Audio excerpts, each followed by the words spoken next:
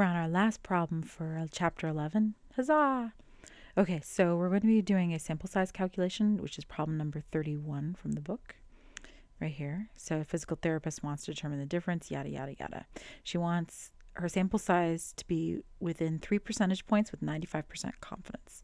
So I found here all sorts of things, like I put in what the P1 hat was that was given for part A, P2 hat, which are male and female, the confidence level, the alpha. Then I found alpha over 2, right? Cut alpha in half, and then I put down the error. Now the formula for this is on page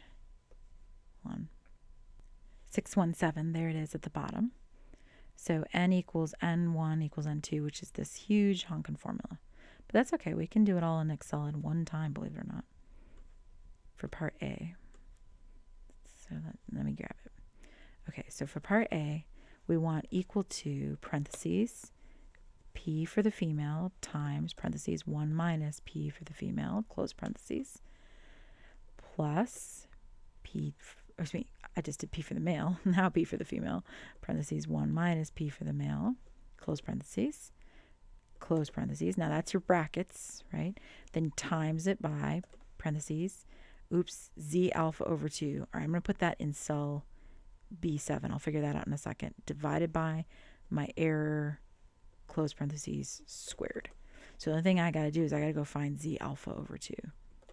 But that won't be difficult. We've done that a million times. It's equal to norm inverse. And actually, it doesn't matter which one you're doing. 0, 1. Whether you're doing norm dot inverse or norm inverse, same function, doesn't matter. Right? So if you did other Excel, it would be equal to norm inverse, like that. 0.025, 0, 1. Oops, but not with that extra parentheses at the end. There you go. All right. So there we go. And remember, we must round up no matter what to 1406. There's our answer for A. Highlight it.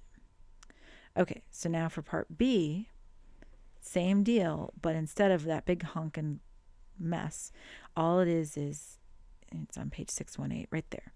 For part B, you don't have a prior estimate. You ignore the old estimates of 0.219 and 0.197. And so you just type equals 0.5 parentheses, times parentheses, that Z we found divided by my error, close parentheses, squared.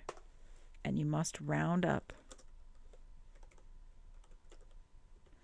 to equal to 135. We are done, and we found our sample size calculations. Everything's finished.